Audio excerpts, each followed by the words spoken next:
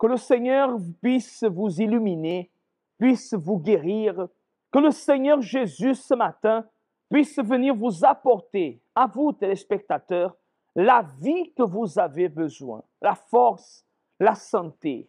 Soyez les bienvenus à l'émission Arrêtez de souffrir. Et nous sommes ici aujourd'hui pour pouvoir faire une invitation spéciale à vous qui êtes atteints d'un problème incompréhensible. Vous que vous êtes en train de vivre dans votre vie une situation que vous ne comprenez pas. Qu'est-ce que se passe? Peut-être c'est la famille qui est en train de se dégrader, le mariage qui est en train de partir, peut-être la santé que vous aviez, vous ne l'avez plus, peut-être c'est la vie financière, vous êtes en train de perdre tous les biens que vous avez conquéris pendant des années, tout est en train de vous échapper des mains. Vous êtes une personne que vous perdez le goût de vivre, vous êtes devenu dépressif, vous avez eu un échec, c'est-à-dire votre vie est en train de devenir, excusez-moi le mot, un enfer. Vous êtes en train de vivre un cauchemar et vous ne comprenez pas ou pourquoi tout cela arrive. Vous ne comprenez pas ou pourquoi tant de malheur ou pourquoi tant de chagrin. Vous avez déjà essayé de prier, vous avez déjà essayé d'aller faire des choses, vous êtes déjà parti voir des personnes, vous avez déjà fait tout ce qui est possible et impossible pour vouloir résoudre ce problème. Et jusqu'à présent, ça paraît que votre vie, en vue d'avancer, elle recule. Peut-être vous êtes quelqu'un que vous pensiez même à finir avec votre vie parce que vous n'en pouvez plus. J'aimerais que vous puissiez rester et accompagner cette émission. Arrêtez de souffrir. Parce qu'aujourd'hui, dimanche, à 15h, nous allons avoir une réunion pour ceux et celles qui veulent que leur chemin qui était tordu puisse se mettre droit. Vous, que vous n'arrivez pas à tenir votre vie, vous que votre vie vous échappe entre les mains comme l'eau, et vous voulez avancer, vous avez le désir d'aller de l'avant, vous que vous me suivez dans cette émission, vous êtes invités alors à venir ce dimanche, aujourd'hui, à 14h. Attention, à partir de 14h, je serai en train de réaliser, mes amis, la purification avec le sang de l'agneau. Le Seigneur Jésus, la parole de Dieu nous dit que le Seigneur Jésus, il a déversé son sang pour nous guérir, pour apporter nos souffrances, nos meurtrissures. S'il a porté, il ne faut plus que vous portez ce chagrin. Peut-être vous n'arrivez pas à avancer, mais vous arrivez à venir au centre d'accueil aujourd'hui, alors soyez là. Attention, à partir de 14h, nous serons en train de faire la purification. Mes amis, ce sera quelque chose de très fort. Et vous, que voulez que votre vie avance, vous êtes invités à venir aujourd'hui. Alors, à partir de 14h, la réunion commence à 15h, mais à partir de 14h, nous serons là. Je serai là personnellement pour pouvoir préparer cela avec vous et déterminer le miracle et la purification dans votre vie. Nous allons accompagner déjà un témoignage d'une personne qui était, mes amis, dépressif, qui a été délivrée, un spot qui parle de cela. Et nous revenons d'ici à quelques instants pour parler plus à ce sujet.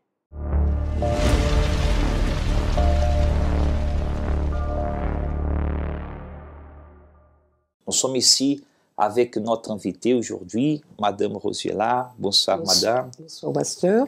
Et aujourd'hui, Madame Rosiela va partager avec vous comment sa situation aussi, elle a pu être transformée. Je me souviens encore parce que j'ai fait une dépression, parce que j'ai perdu un fils dans un accident. Et là, on ne s'y attend pas. On vient vous dire, eh bien, votre fils est décédé. Même pas, il est gravement blessé. Mais je sentais dans tout ça, il y avait un décès. Et par la suite, bon, eh ben, je suis tombée en dépression. Et j'allais très mal, et mes enfants aussi d'ailleurs, pasteur.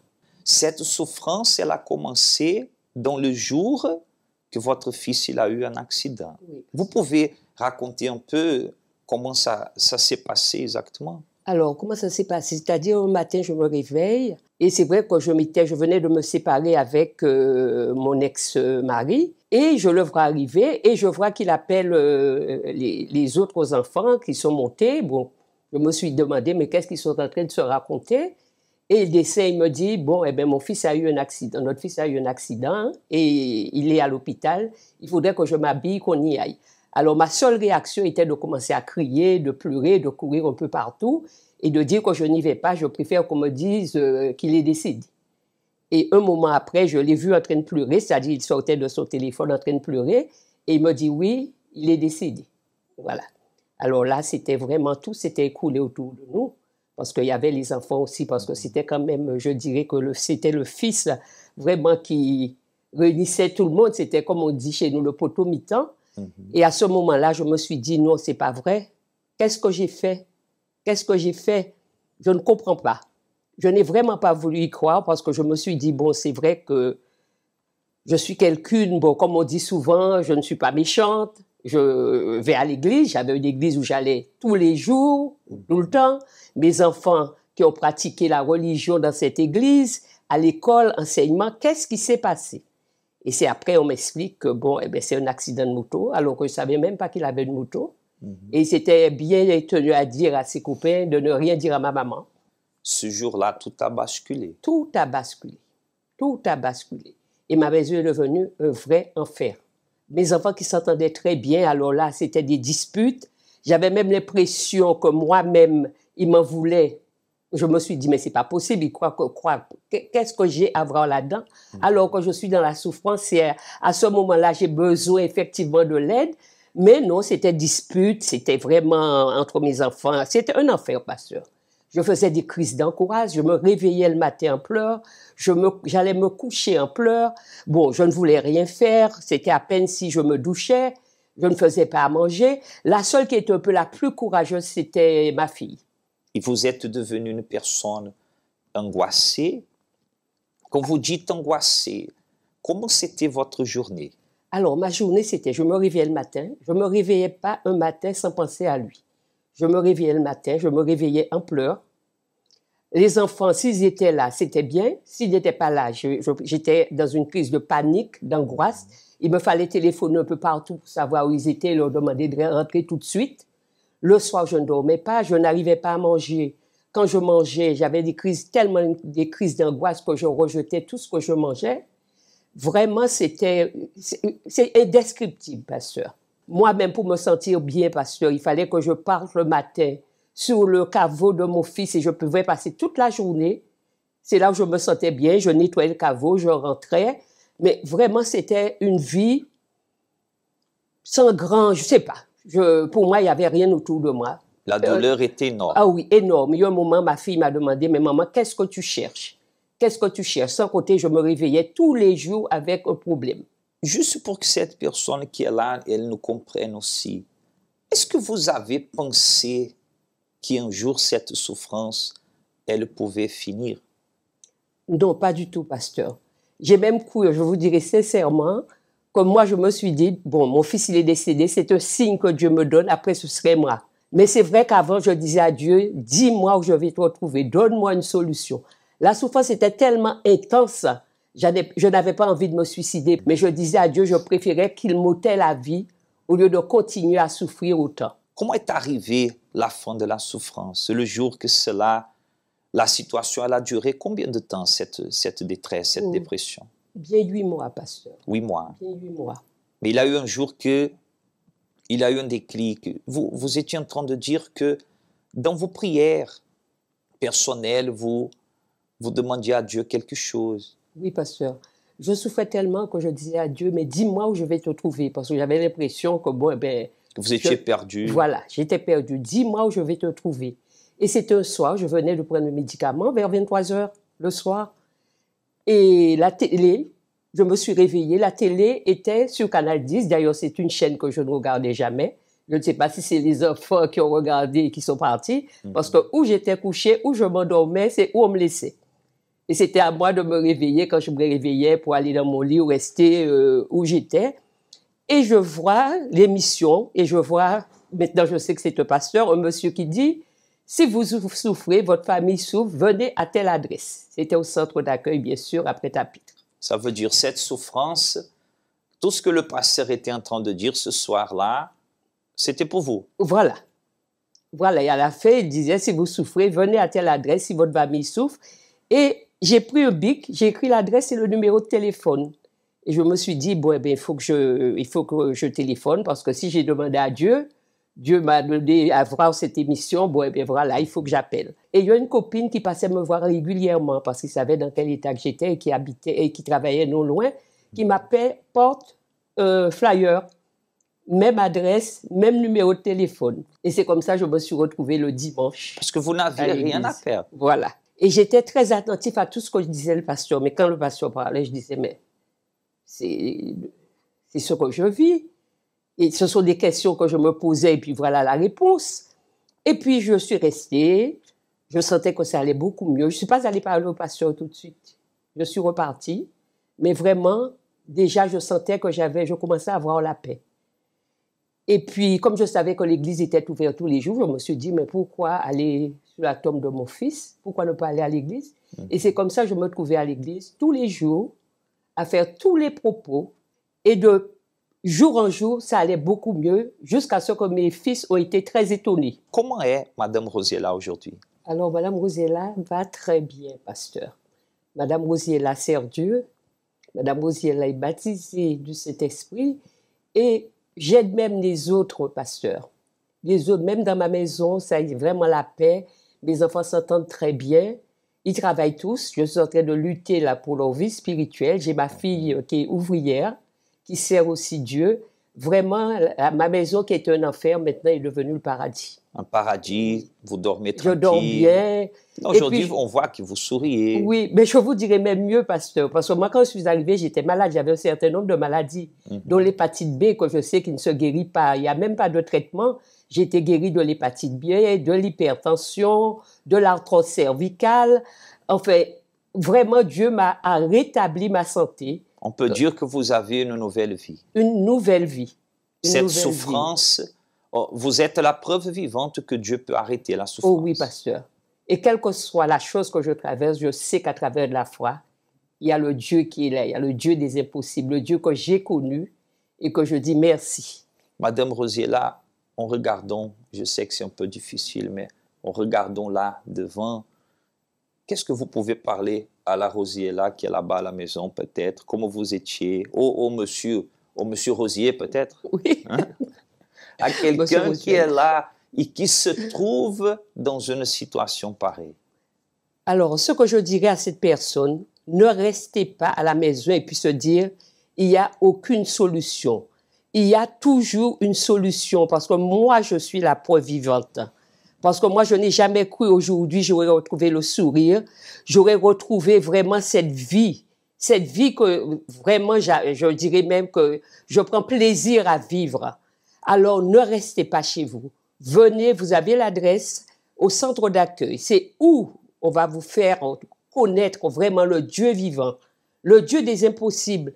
Parce que Dieu ne nous a pas mis pour que nous puissions souffrir. Nous restons à souffrir. Il est là. Alors venez chercher Dieu, venez rencontrer Dieu, venez chercher votre délivrance. Vraiment, vous allez gagner.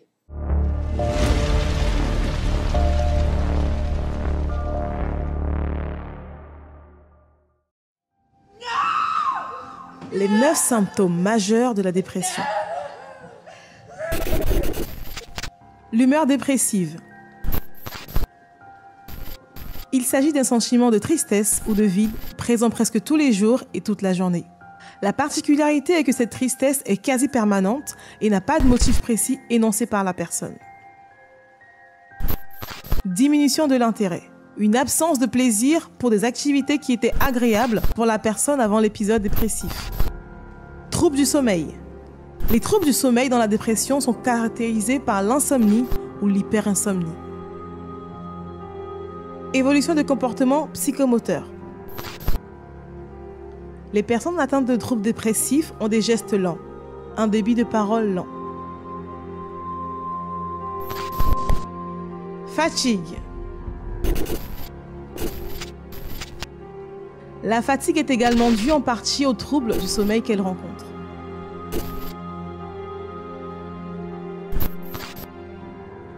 Sentiment de dévalorisation. La personne ressent un sentiment excessif de dévalorisation de sa personne, un sentiment de culpabilité importante qui est le plus souvent en dehors de toute réalité. Troubles cognitifs.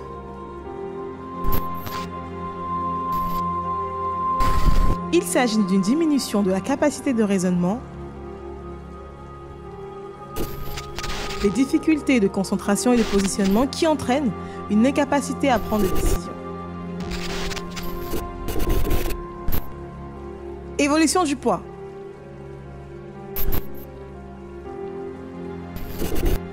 Les troubles alimentaires liés à la dépression sont caractérisés par une perte de poids ou au contraire par une prise de poids importante. L'excès d'appétit peut être une façon de combler le sentiment de vide.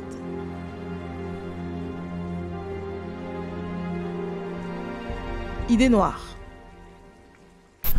La personne dépressive peut également penser au suicide de façon concrète avec l'imagination d'un scénario de suicide. Le passage à l'acte suicidaire est l'un des risques majeurs de la dépression. La dépression a une solution. Le suicide n'est pas la solution.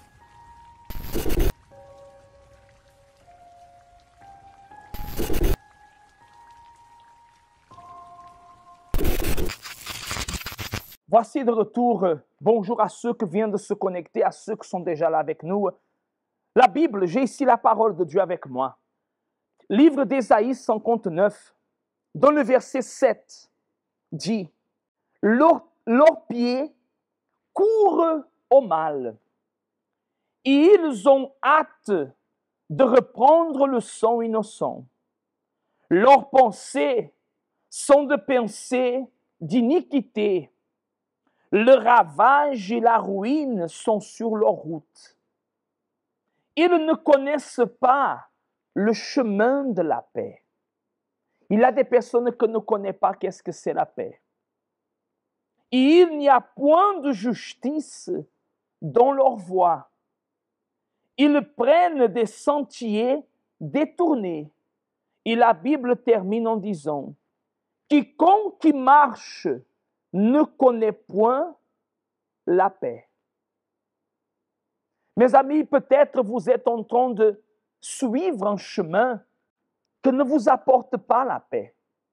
Peut-être vous avez reçu des enseignements, des traditions qui, en vue de vous amener à la paix, vous amènent au mal, à la ruine, à reprendre du sang innocent. Peut-être vous êtes quelqu'un que vous suivez les conseils de tant d'autres personnes, sauf que la Bible dit « Quiconque qui marche ne connaît point la paix ». Si vous suivez ces chemins, vous n'allez pas connaître la paix. C'est pour cela qu'aujourd'hui, à 14h, à partir de 14h, je serai en train de sanctifier, de faire une purification dans les pieds. Parce qu'il y a beaucoup de personnes que peut-être, elles ne le voient pas, mais peut-être elle a marché sur quelque chose qui a été fait contre elle. Peut-être devant son magasin, peut-être, mes amis, devant la porte de sa maison, un mal, un rituel a été fait pour que la famille, la vie financière, son magasin ne marche plus. Peut-être un mal a été fait et cette personne a pris ce chemin d'aller voir quelqu'un, d'aller visiter quelqu'un, d'aller demander de conseils, de l'aide à quelqu'un. Et en vue de faire du bien, ça l'a fait du mal. Elle est une personne elle est en train, mes chers amis, de voir le problème, le malheur. Là où elle met ses pieds, il y a des disputes, il y a problème, il y a disgrâce, il y a tout. Et c'est pour cela qu'elle n'arrive pas à avancer. C'est pour cela qu'aujourd'hui, écoutez bien, aujourd'hui, dimanche, vous êtes notre invité spécial à venir recevoir cette délivrance que va libérer, que va protéger, que va bénir votre vie. dimanche, aujourd'hui à 14 h, vous êtes notre invité spécial. Je vous laisse encore avec un autre spot et nous revenons tout à l'heure pour pouvoir réaliser la prière en faveur de vous tous. Fiona frappe à nos portes, la tempête arrive à destination, les Antilles et la Guadeloupe. Nous sommes en vigilance rouge depuis le début de la soirée. Le samedi 16 septembre 2022, au lendemain du passage de la tempête Fiona, la Guadeloupe se réveillait meurtrie. Durant toute la nuit, averses, crues et vents violents se sont déchaînés sur l'île. La tempête Fiona a laissé derrière elle des dégâts considérables, des quartiers inondés, des maisons dévastées, des routes arrachées et des ponts coupés. Le sud Basse-Terre, plus particulièrement, se trouvait fortement impacté. De nombreuses familles se sont retrouvées sans eau, sans électricité, ayant perdu tout ce qu'ils possédaient en l'espace de quelques heures. Mon Dieu, mon Dieu, mon Dieu, mon Dieu, s'il vous plaît, s'il vous plaît, s'il vous plaît, non! C'est pour cela que le Centre d'accueil universel ici en Guadeloupe s'est mobilisé avec l'ABC pour venir en aide aux familles qui ont été sinistrées. Comme vous le voyez, il y a des cartons qui ont été préparés avec des produits d'hygiène, des denrées alimentaires, une aide pour ces familles qui des fois ont tout perdu. D'ici quelques instants, les bénévoles vont aller à la rencontre de ces familles pour leur apporter cette aide physique, mais aussi ce soutien et cette parole de foi.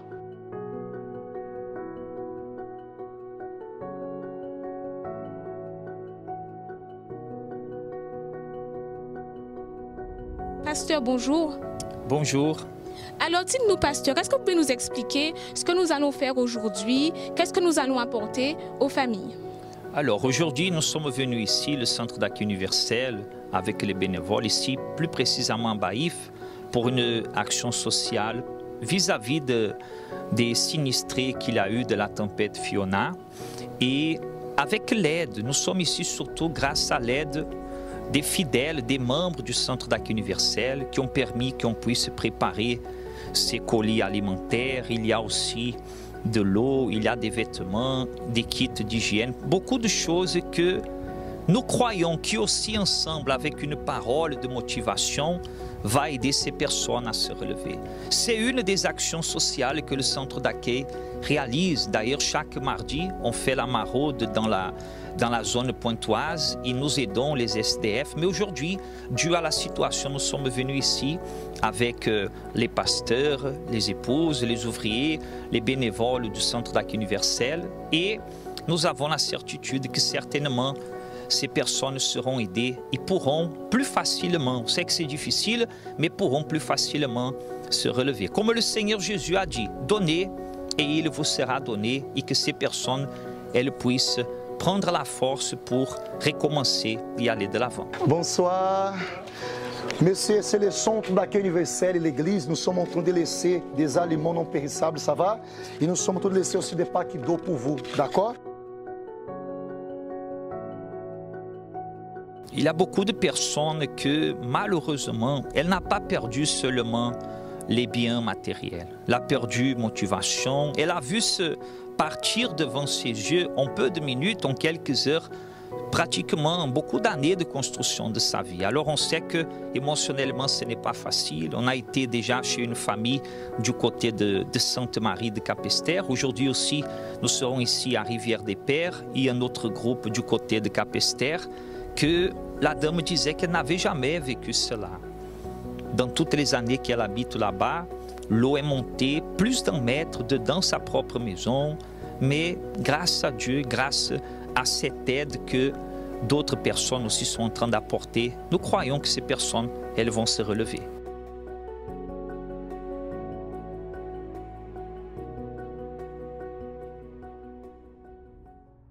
Bonjour madame, dites-nous, on est ici à Rivière-des-Pères et vous avez vu la tempête Fiona, vous avez passé une nuit difficile. Dites-nous comment ça s'est passé pour vous. Pour moi, ça s'est passé quand je suis sortie dans la maison, j'entendais un bruit et puis moi je disais à mon mari, c'est pas l'orage. Mon mari me disait c'est l'orage. Je dis non, c'est pas le bruit de l'orage. J'ouvre la porte et j'ai vu la rivière de 2 mètres qui descendait avec des voitures. C'est des souvenirs inoubliables quand même. Ça m'a vraiment choquée, ça m'a vraiment... Surtout que le jeune qui était à côté, et que je revois, et qu'il ne peut pas se sauver, et puis j'ai crié, j'ai appelé. Et l'aide qu'on vous a apportée, ça vous fait du bien? Ça fait du bien, ça me donne la joie, ça fait du bien. J'ai été, comment dirais-je, très soutenue par ma famille, parce que psychologiquement, je vous dis que c'était plus moi. Maintenant, ça va un peu mieux. Ça va un peu mieux, mais j'aurai toujours cette image dans ma tête. Ce samedi 1er octobre, plus de 150 cartons ont été distribués à des familles qui en avaient besoin. Des adultes, des enfants, des adolescents qui ont été heureux de recevoir une aide et une parole de motivation. Nous, Kadizot, merci pour Aide Azot et pas oublier, c'est un mec à laver l'autre.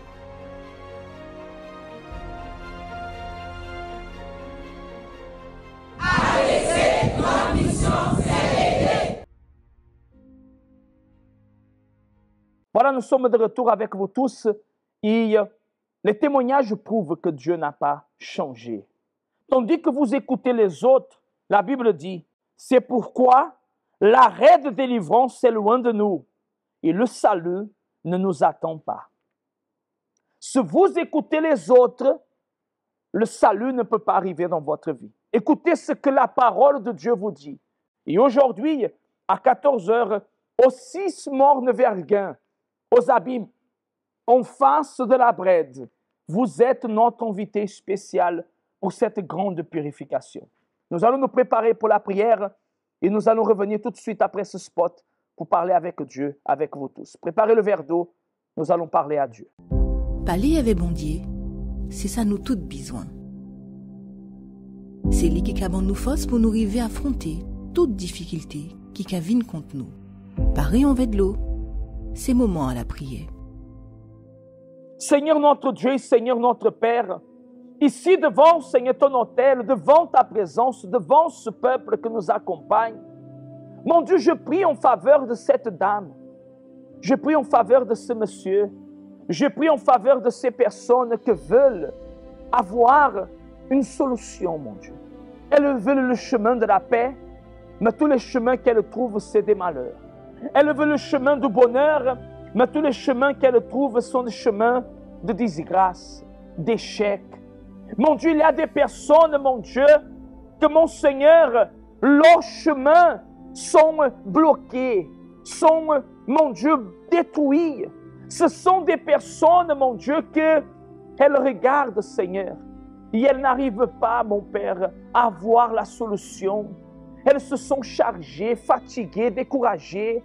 Il y a des personnes qui nous écoutent, Seigneur, et que souvent, parfois, elles ont le désir de venir, mais il y a une sorte de blocage que l'empêche. À partir de maintenant, cet blocage, elle quitte votre corps.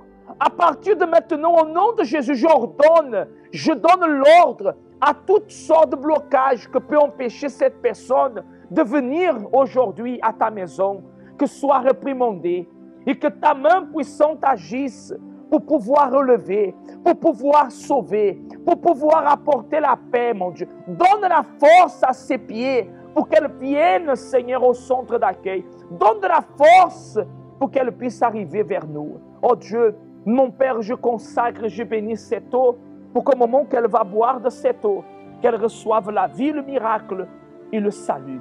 Nous consacrons et nous bénissons au nom du Seigneur Jésus. Et si vous y croyez, dites qu'ainsi soit-il, dites Amen et dites grâce à Dieu. Mes chers amis, buvez de cette eau et soyez bénis par la foi au nom du Seigneur Jésus. Je suis sûr et certain que Dieu a déjà opéré et il vous donne force. Aujourd'hui, je vous attends alors au 6 Morne-Verguin, en face de la Brède, au centre d'accueil universel. C'est gratuit. Ne laissez pas écouter, n'écoutez pas les autres, parce que les autres vont vous empêcher d'avoir le chemin de la paix. Attention, c'est votre vie qui est en jeu et personne d'autre peut lutter à part vous pour votre propre vie. Nous vous attendons aujourd'hui alors à partir de 14 heures afin de pouvoir lutter en faveur de vous et de votre famille. Que Dieu vous bénisse, une très bonne journée et au revoir.